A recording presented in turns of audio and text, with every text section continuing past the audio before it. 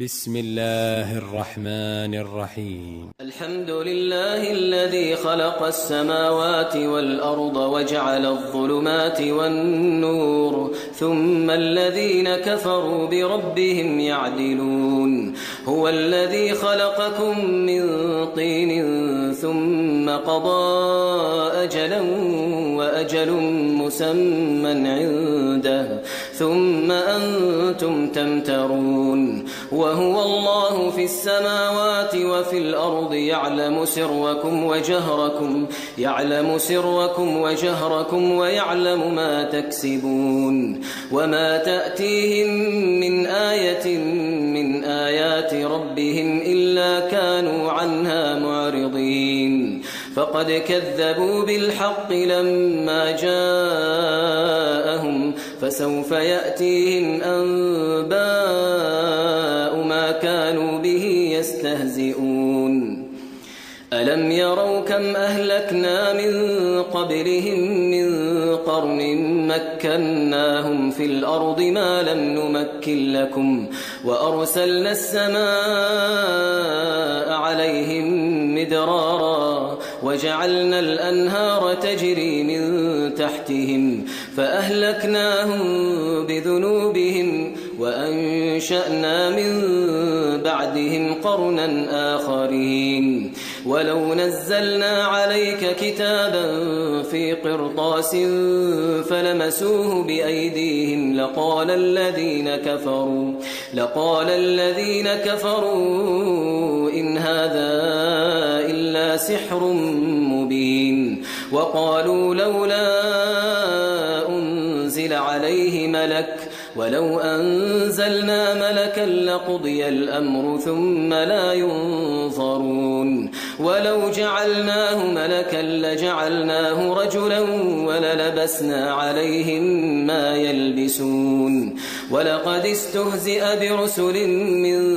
قبلك فحاق بالذين سخروا منهم ما كانوا به يستهزئون. قل سيروا في الأرض ثم انظروا كيف كان عاقبة المكذبين. قل لمن ما في السماوات والأرض قل لله كتب على نفسه الرحمة ليجمعنكم إلى يوم القيامة لا ريب فيه الذين خسروا أنفسهم فهم لا يؤمنون.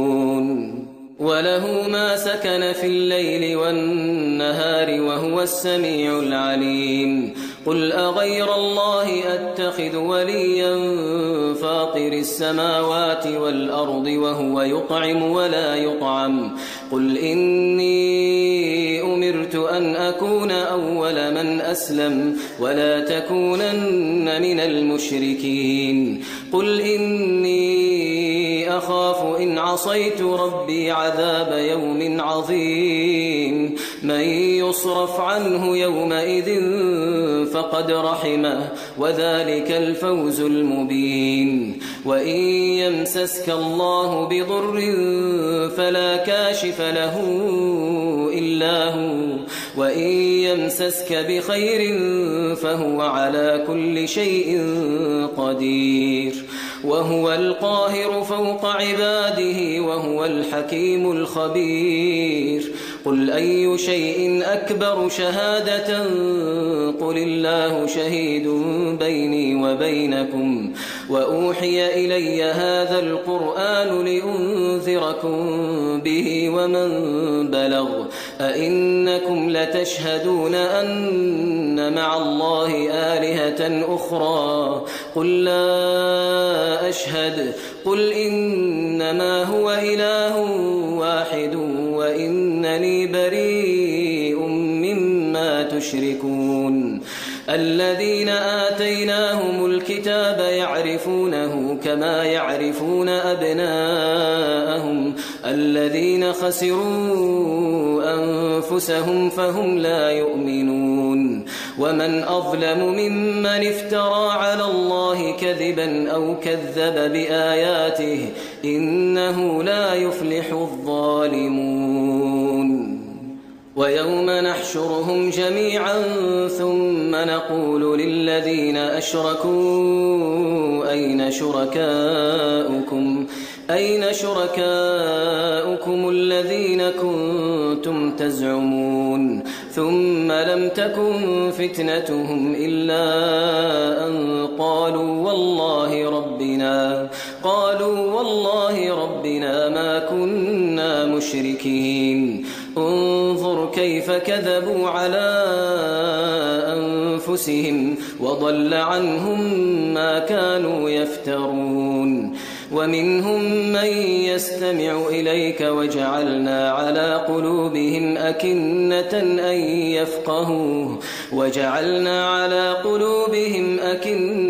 أن يفقهوه وفي آذانهم وقرا وإن يروا كل آية لا يؤمنوا بها حتى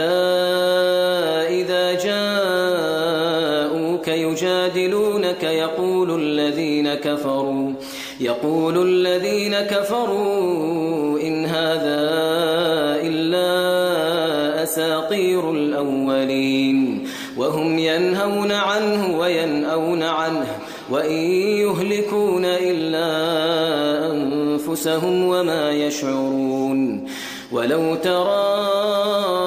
إذ وقفوا على النار فقالوا يا ليتنا نرد ولا نكذب بآيات ربنا ونكون من المؤمنين بل بدا لهم ما كانوا يخفون من قبل ولو ردوا لعادوا لما نهوا عنه وإنهم لكاذبون وقالوا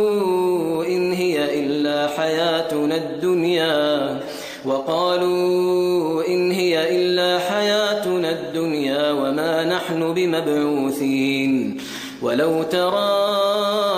إذ وقفوا على ربهم قال أليس هذا بالحق قالوا بلى وربنا قال فذوقوا العذاب بما كنتم تكفرون قد خسر الذين كذبوا بلقاء الله حتى إذا جاءتهم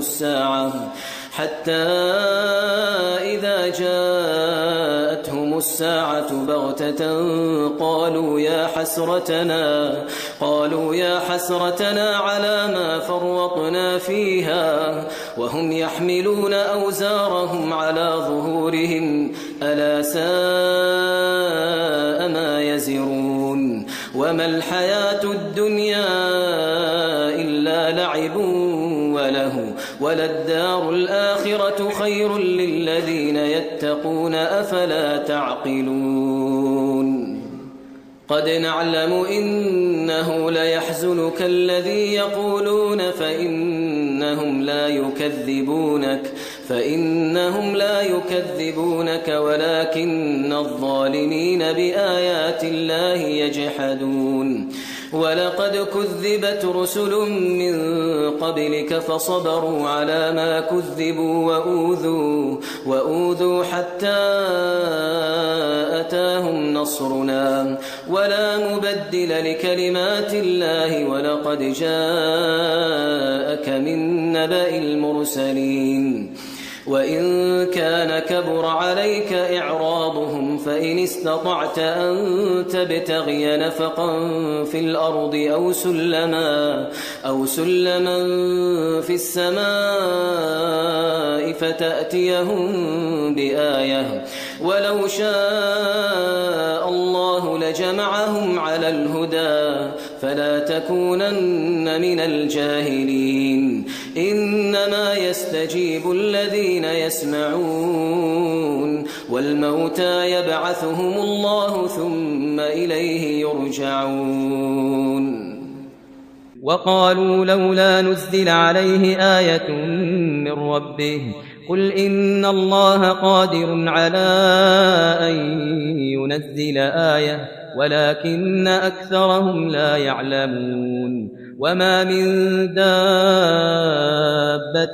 في الأرض ولا طائر يطير بجناحيه إلا أمم أمثالكم ما فرطنا في الكتاب من شيء ثم إلى ربهم يحشرون والذين كذبوا بآياتنا صم وبكم في الظلمات من يشاء الله يضلله ومن يشاء يجعله على صراط مستقيم قل أرأيتكم إن أتاكم عذاب الله أو أتتكم الساعة أغير الله تدعون إن كنتم صادقين بل إياه تدعون فيكشف ما تدعون إليه إن شاء وتنسون ما تشركون ولقد أرسلنا إلى أمم من قبلك فأخذناهم بالبأساء والضراء لعلهم يتضرعون فلولا إذ جاءهم بأسنا تضرعوا ولكن قست قلوبهم وزين لهم الشيطان ما كانوا يعملون فلما نسوا ما ذكروا به فتحنا عليهم أبواب كل شيء حتى إذا فرحوا بما أوتوا أخذناهم بغتة فإذا هم مبلسون فقطع دابر القوم الذين ظلموا والحمد لله رب العالمين قل أرأيتم إن أخذ الله سمعكم وأبصاركم وختم على قلوبكم من إله غير الله يأتيكم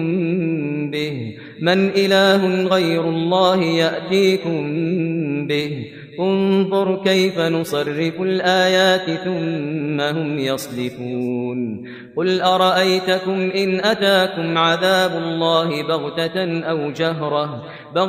أو جهرة هل يهلك إلا القوم الظالمون وما نرسل المرسلين إلا مبشرين ومنذرين فمن آمن وأصلح فلا خوف عليهم ولا هم يحزنون والذين كذبوا بآياتنا يمسهم العذاب بما كانوا يفسقون قل لا أقول لكم عندي خزائن الله ولا أعلم الغيب ولا أقول لكم إني ملك إن أتبع إلا ما يوحى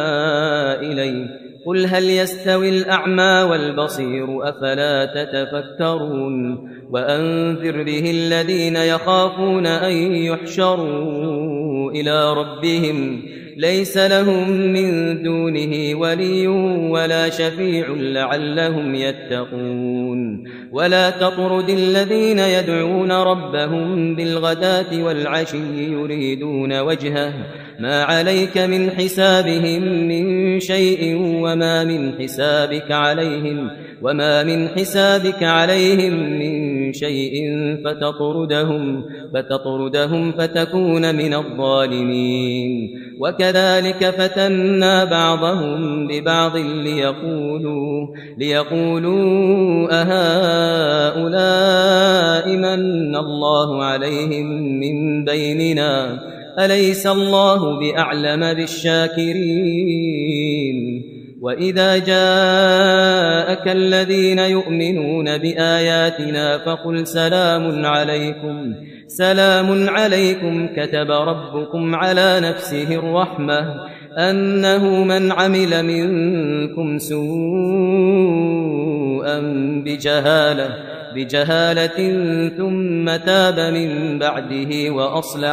ثم تاب من بعده وأصلح فأنه غفور رحيم وكذلك نفصل الآيات ولتستبين سبيل المجرمين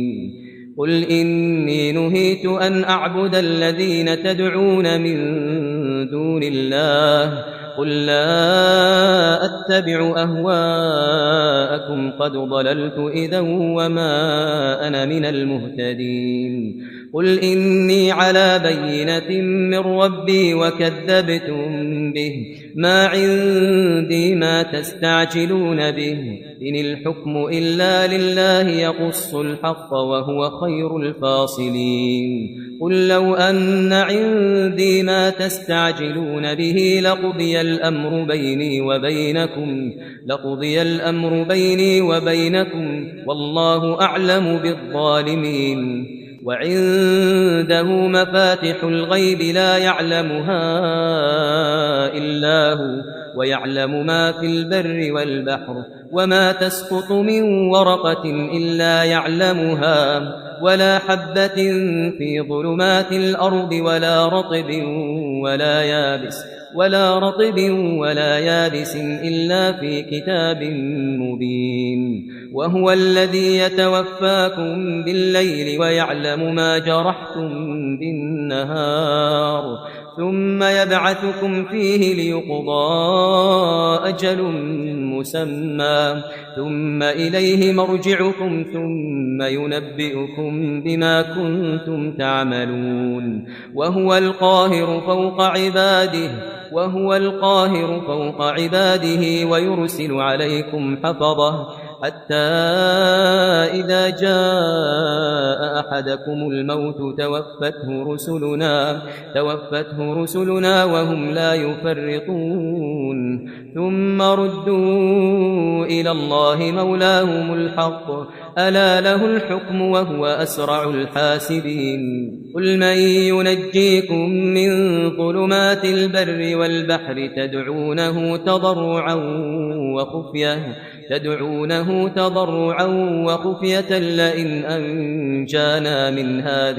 لئن أنجانا من هذه لنكونن من الشاكرين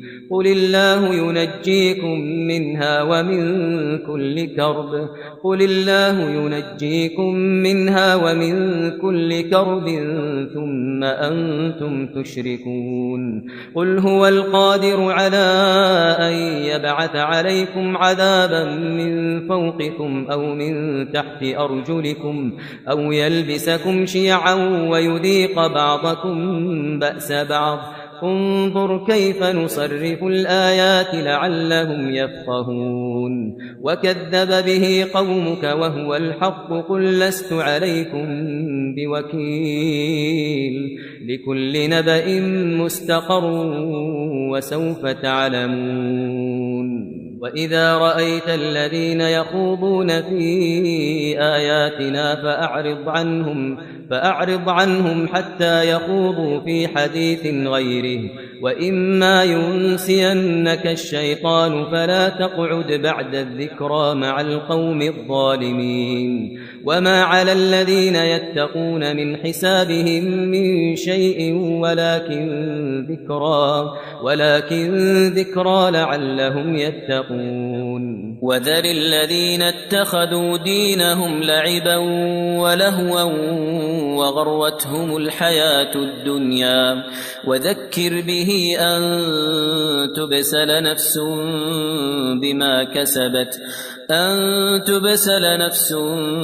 بما كسبت ليس لها من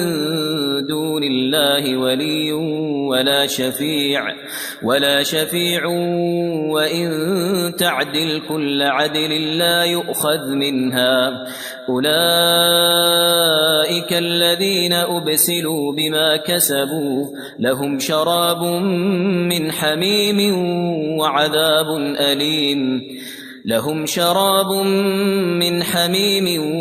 وعذاب أليم بما كانوا يكفرون قل أندعو من دون الله ما لا ينفعنا ولا يضرنا ونرد على أعقابنا بعد إذ هدانا الله كالذي استهوته الشياطين في الأرض حيران له أصحاب يدعونه إلى الهدى ائتنا قل إن هدى الله هو الهدى وأمرنا لنسلم لرب العالمين وأن أقيموا الصلاة واتقوه وهو الذي إليه تحشرون وهو الذي خلق السماوات والأرض بالحق ويوم يقول كن فيكون قوله الحق وله الملك يوم ينفخ في الصور عالم الغيب والشهادة وهو الحكيم الخبير وإذ قال إبراهيم لأبيه آزر أتتخذ أصناما آلهة إني أراك وقومك في ضلال مبين وكذلك نري إبراهيم ملكوت السماوات والأرض وليكون من الموقنين فلما جن عليه الليل رأى كوكبا قال هذا ربي فلما أفل قال لا أحب الآفلين فلما رأى القمر بازغا قال هذا ربي فلما أفل قال لئن لم يهدني ربي لأكونن من القوم الضالين فلما رأى الشمس بازغة قال هذا ربي هذا أكبر فلما أفلت قال يا قوم إني بريء مما تشركون إني وجهت وجهي للذي فطر السماوات والأرض حنيفا وما أنا من المشركين وحاجه قومه قال أتحاجوني في الله وقد هدان ولا أخاف ما تشركون به إلا أن يشاء ربي شيئا وسع ربي كل شيء علما أفلا تتذكرون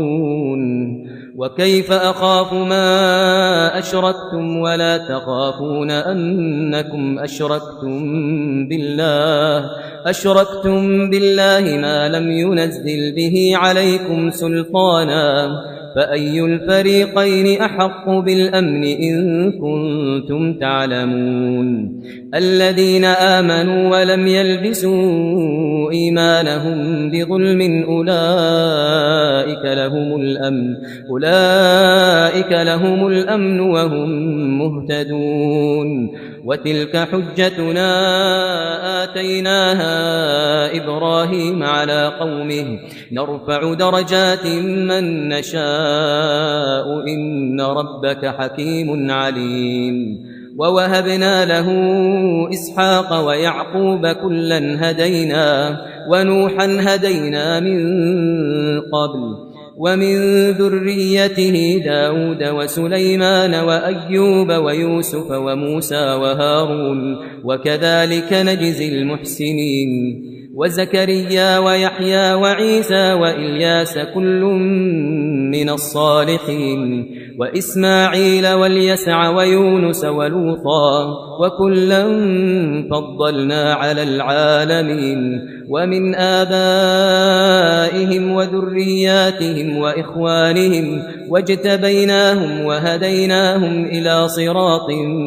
مستقيم ذلك هدى الله يهدي به من يشاء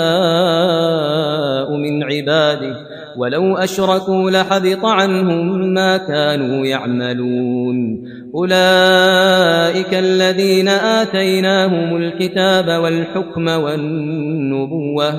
فإن يكفر بها هؤلاء فقد وكلنا بها قوما ليسوا بها بكافرين أولئك الذين هدى الله فبهداه مقتده قل لا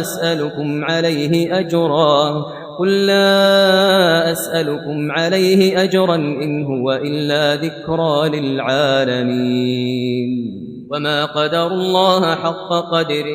وما قدروا الله حق قدره إذ قالوا ما أنزل الله على بشر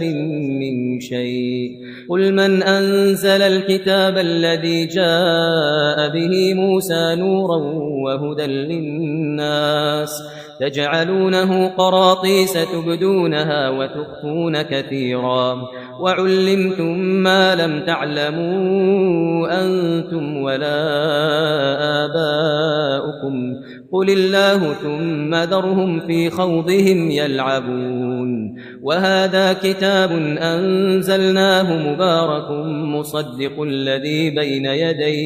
مصدق الذي بين يديه ولتنذر أم القرى ومن حولها والذين يؤمنون بالآخرة يؤمنون به وهم على صلاتهم يحافظون ومن أظلم ممن افترى على الله كذبا أو قال أوحي إلي ولم يوح إليه شيء ومن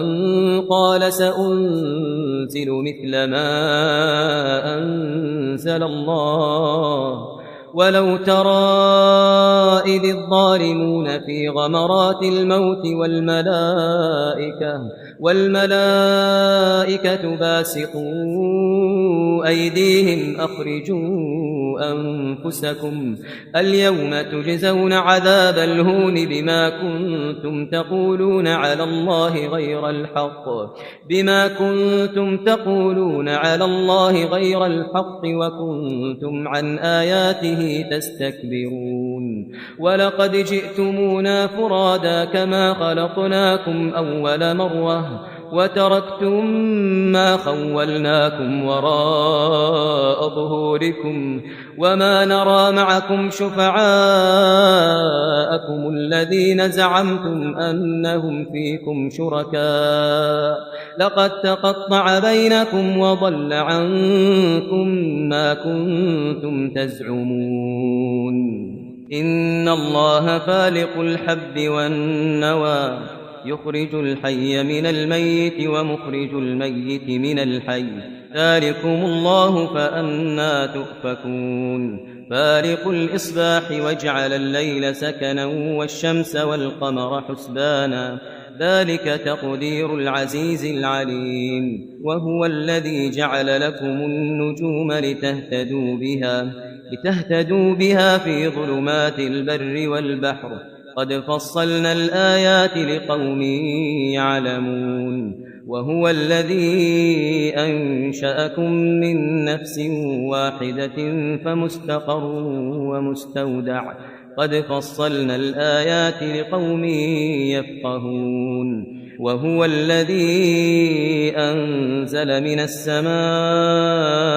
ماء فأخرجنا به نبات كل شيء فأخرجنا منه خضرا نخرج منه حبا متراكبا ومن النخل من طلعها قنوان دانية وجنات من أعناب والزيتون والرمان مشتبها وغير متشابه انظروا إلى ثمره إذا أثمر وينعه إن في ذلكم لآيات لقوم يؤمنون وجعلوا لله شركاء الجن وخلقهم وخرقوا له بنين وبنات بغير علم سبحانه وتعالى عما يصفون بديع السماوات والأرض أنى يكون له ولد ولم تكن له صاحبة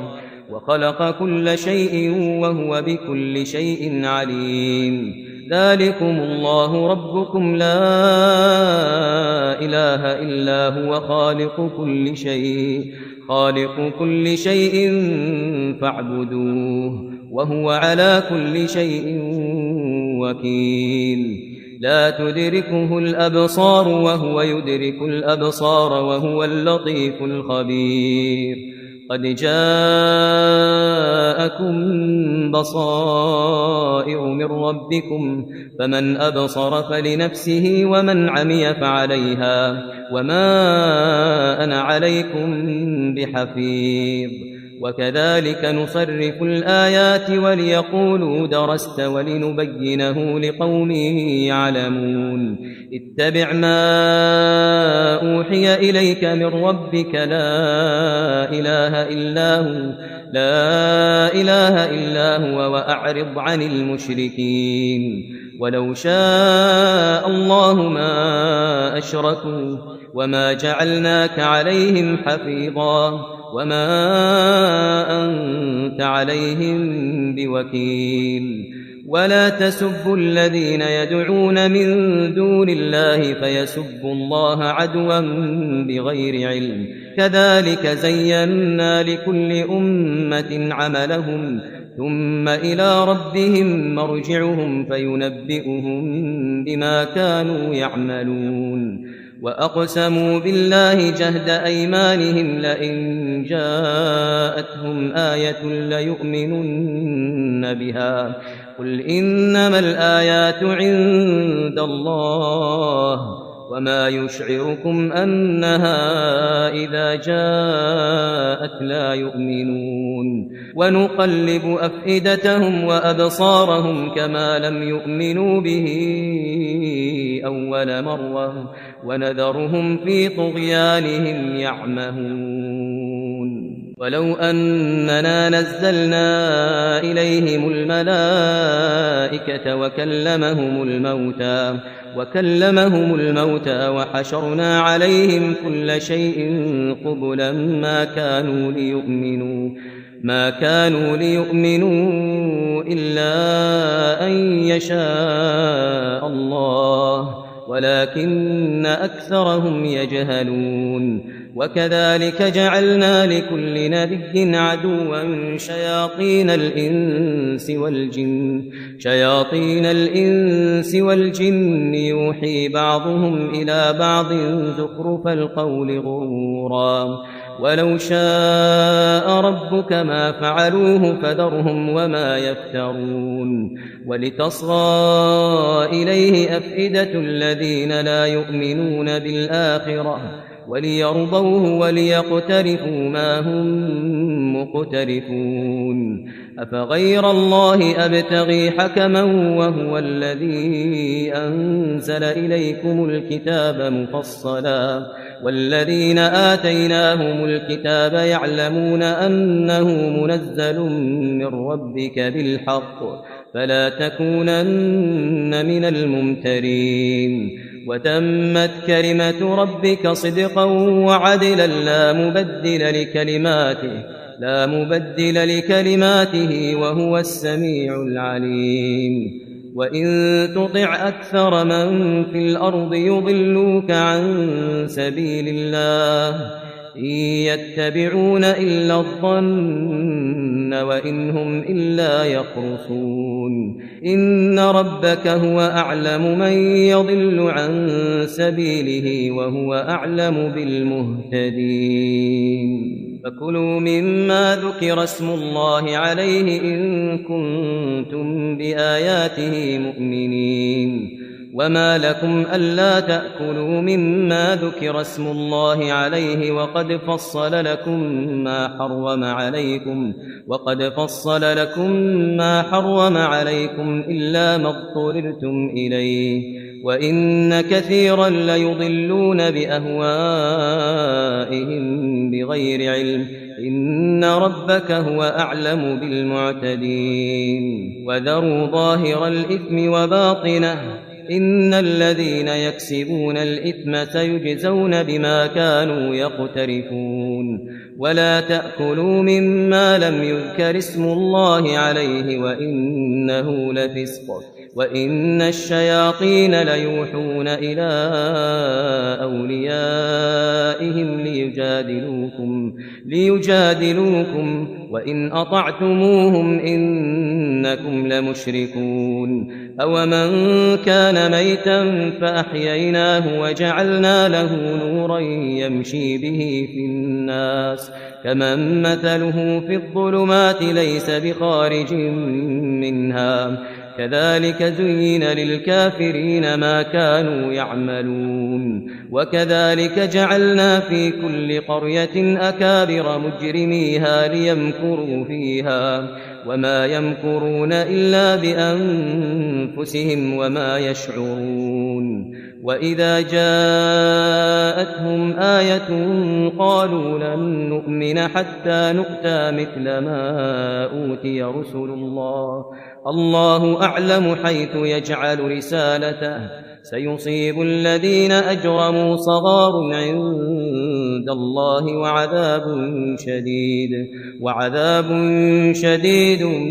بما كانوا يمكرون فمن يريد الله أن يهديه يشرح صدره للإسلام ومن يرد أن يضله يجعل صدره ضيقا حرجا كأنما يصعد في السماء كذلك يجعل الله الرجس على الذين لا يؤمنون وهذا صراط ربك مستقيما قد فصلنا الآيات لقوم يذكرون لهم دار السلام عند ربهم وهو وليهم بما كانوا يعملون ويوم يحشرهم جميعا يا معشر الجن قد استكثرتم من الإنس وقال أولياؤهم من الإنس ربنا استمتع بعضنا ببعض وبلغنا أجلنا الذي أجلت لنا قال النار مثواكم خالدين فيها إلا ما شاء الله إن ربك حكيم عليم وكذلك نولي بعض الظالمين بعضا بما كانوا يكسبون يا معشر الجن والإنس ألم يأتكم رسل منكم يقصون عليكم آياتي وينذرونكم لقاء يومكم هذا قالوا شهدنا على أنفسنا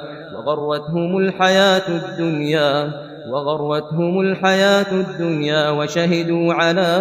أنفسهم أنهم كانوا كافرين ذلك أن لم يكن ربك مهلك القرى بظلم وأهلها غافلون ولكل درجات مما عملوا وما ربك بغافل عما يعملون وربك الغني ذو الرحمة إن يشأ يذهبكم ويستخلف من بعدكم ما يشاء كما أنشأكم من ذرية قوم آخرين إنما توعدون لآت وما أنتم بمعجزين قل يا قوم اعملوا على مكانتكم إني عامل فسوف تعلمون من تكون له عاقبة الدار إنه لا يفلح الظالمون وجعلوا لله مما ذرأ من الحرث والأنعام نصيبا فقالوا هذا لله بزعمهم وهذا لشركائنا فما كان لشركائهم فلا يصل إلى الله وما كان لله فهو يصل إلى شركائهم ساء ما يحكمون وكذلك زين لكثير من المشركين قتل أولادهم شركاؤهم ليردوهم وليلبسوا عليهم دينهم ولو شاء الله ما فعلوه فذرهم وما يفترون وقالوا هذه أنعام وحرث حجر لا يطعمها إلا من نشاء بزعمهم وأنعام حرمت ظهورها وأنعام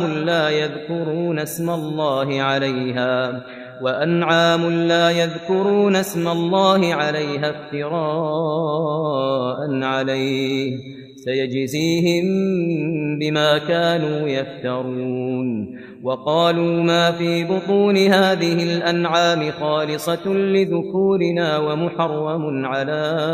أزواجنا وإن يكن ميتة فهم فيه شركاء سيجزيهم وصفهم إنه حكيم عليم قد خسر الذين قتلوا أولادهم سفها بغير علم وحرموا ما رزقهم الله افتراء على الله قد ضلوا وما كانوا مهتدين وهو الذي أنشأ جنات معروشات وغير معروشات والنخل والزرع مختلفا أكله والزيتون والرمان متشابها وغير متشابه كلوا من ثمره إذا أثمر وآتوا حقه يوم حصاده ولا تسرفوا إنه لا يحب المسرفين ومن الأنعام حمولة وفرشا كلوا مما رزقكم الله ولا تتبعوا خطوات الشيطان إنه لكم عدو مبين 8 أزواج من الضأن 2 ومن المعز 2 قل الذكرين حرم أم الأنثيين أما اشتملت عليه أرحام الأنثيين نبئوني بعلم إن كنتم صادقين ومن الإبل 2 ومن البقر 2 قل الذكرين حرم أم الأنثيين أما اشتملت عليه أرحام الأنثيين أم كنتم شهداء إذ وصاكم الله بهذا فمن أظلم ممن افترى على الله كذبا ليضل الناس بغير علم إن الله لا يهدي القوم الظالمين قل لا أجد فيما أوحي إلي محرما على طاعم يطعمه إلا أن يكون ميتة أو دما مسفوحا أو لحم خنزير فإنه رجس أو فسقا أهل لغير الله به فمن اضطر غير باغ ولا عاد فإن ربك غفور رحيم وعلى الذين هادوا حرمنا كل ذي ظفر ومن البقر والغنم حرمنا عليهم شحومهما إلا ما حملت ظهورهما أو الحوايا أو ما اختلط بعظم ذلك جزيناهم ببغيهم وإنا لصادقون فإن كذبوك فقل ربكم ذو رحمة واسعة ولا يرد بأسه عن القوم المجرمين سيقول الذين أشركوا لو شاء الله ما أشركنا ولا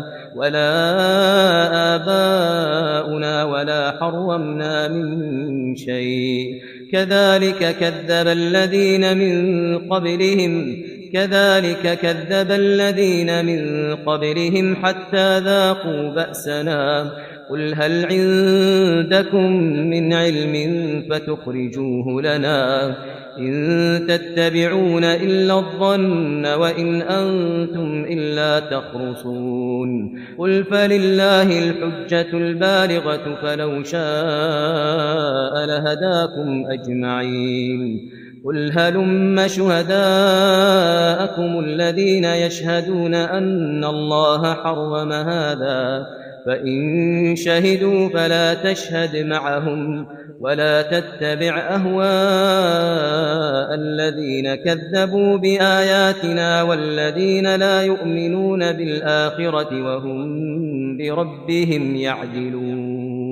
قل تعالوا أتل ما حرم ربكم عليكم ألا تشركوا به شيئا وبالوالدين إحسانا ولا تقتلوا أولادكم من إملاق نحن نرزقكم وإياهم ولا تقربوا الفواحش ما ظهر منها وما بطن ولا تقتلوا النفس التي حرم الله إلا بالحق ذلكم وصاكم به لعلكم تعقلون ولا تقربوا مال اليتيم إلا بالتي هي أحسن حتى يبلغ أشده وأوفوا الكيل والميزان بالقسط لا نكلف نفسا إلا وسعها وإذا قلتم فاعدلوا ولو كان ذا قربى وبعهد الله أوفوا ذلكم وصاكم به لعلكم تذكرون وأن هذا صراطي مستقيما فاتبعوه ولا تتبعوا السبل فتفرق بكم عن سبيله ذلكم وصاكم به لعلكم تتقون ثم آتينا موسى الكتاب تماما على الذي أحسن وتفصيلا لكل شيء وهدى ورحمة لعلهم بلقاء ربهم يؤمنون وهذا كتاب أنزلناه مبارك فاتبعوه واتقوا لعلكم ترحمون أن تقولوا إنما أنزل الكتاب على طائفتين من قبلنا وإن كنا عن دراستهم لغافلين أو تقولوا لو أنا أنزل علينا الكتاب لكنا أهدى منهم فقد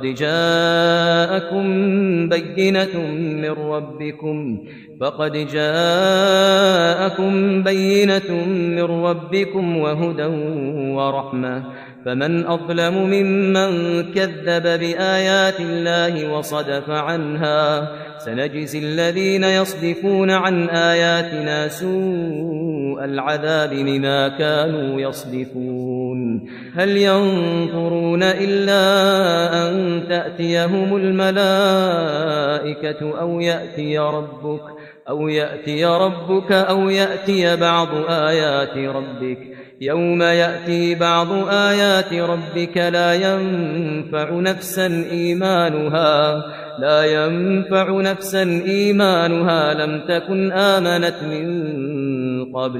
لم تكن آمنت من قبل أو كسبت في إيمانها خيرا قل انتظروا إنا منتظرون إن الذين فرقوا دينهم وكانوا شيعا لست منهم في شيء إنما أمرهم إلى الله ثم ينبئهم بما كانوا يفعلون من جاء بالحسنة فله 10 أمثالها ومن جاء بالسيئة فلا يجزى إلا مثلها وهم لا يظلمون قل إنني هداني ربي إلى صراط مستقيم قل إنني هداني ربي إلى صراط مستقيم دينا قيما ملة إبراهيم حنيفا وما كان من المشركين قل إن صلاتي ونسكي ومحياي ومماتي لله رب العالمين لا شريك له وبذلك أمرت وأنا أول المسلمين قل أغير الله أبغي ربا وهو رب كل شيء ولا تكسب كل نفس إلا عليها ولا تزر وازرة وزر أخرى ثم إلى ربكم مرجعكم فينبئكم بما كنتم فيه تختلفون وهو الذي جعلكم خلائف الأرض ورفع بعضكم فوق بعض درجات ليبلوكم فيما آتاكم إن ربك سريع العقاب وإنه لغفور رحيم